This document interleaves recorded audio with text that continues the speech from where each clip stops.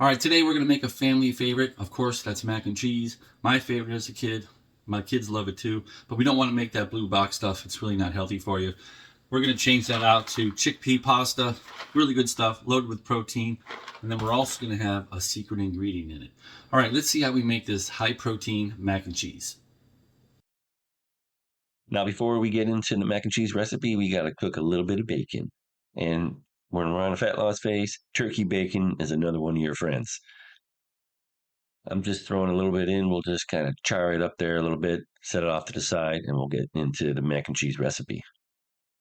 Okay, that looks good. It's, not as crispy looking as regular bacon. That's okay. It's mighty tasty.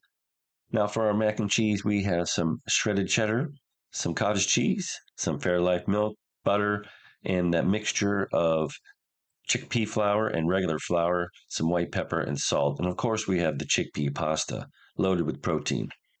We're going to make our roux right now with 2 tablespoons of butter, 1 teaspoon of white flour, and 1 teaspoon of chickpea flour. The chickpea flour combination really blends together well right away. Now, normally you're supposed to, cook your roux a little bit longer and your sauces a little bit longer so the flour incorporates and it's not as grainy. But chickpea flour to me really incorporates rather well quickly, maybe only 5 minutes. So that's what we're going to do. So we've got our butter and our flour mixture. We're going to throw in the milk, 2/3 cup. Going to turn up the temperature a little bit, and we're going to get that sauce going.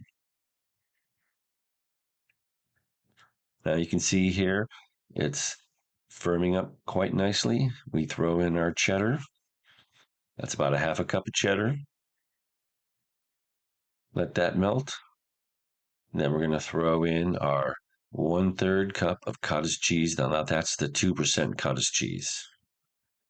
As mentioned before, it's going to get us a little bit of moisture and the extra cheesiness and the protein.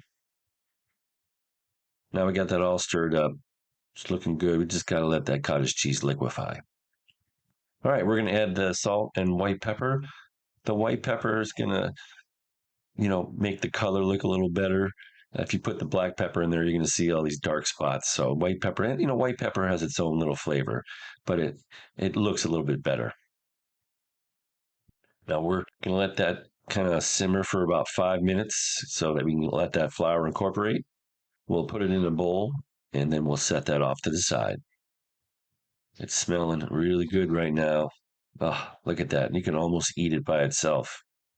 Maybe put it on rice. Well, all we have left to do is cook the pasta. Now I'm throwing it in there.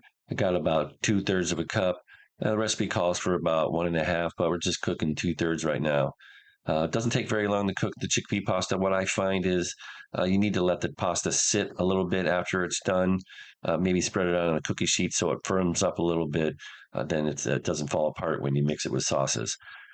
Here we go. We've got our pasta. We're going to grab our cheese sauce. And just like Panera mac and cheese, we're going to spread the sauce right on top of it. I don't like to, with Kraft mac and cheese, you kind of all mix everything together. It doesn't look very good, and then the cheese soaks up into the pasta noodles, and so this is much better. This is looking like Panera mac and cheese. All right, we're gonna top it off with a little bit of bacon, a little bit of turkey bacon. Look at that, looking so good and tasty. I was really hungry when I was making this, so I cooked up another batch. There we go. Ooh, that's looking good. Look at that. All right, we're going to go ahead and we're going to gobble that up and then go for a second bowl.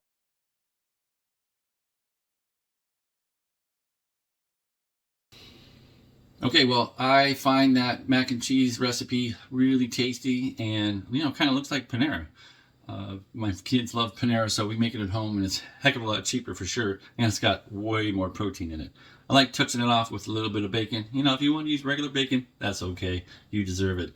Chickpea pasta is a great fat loss phase pasta, and we use it all the time here.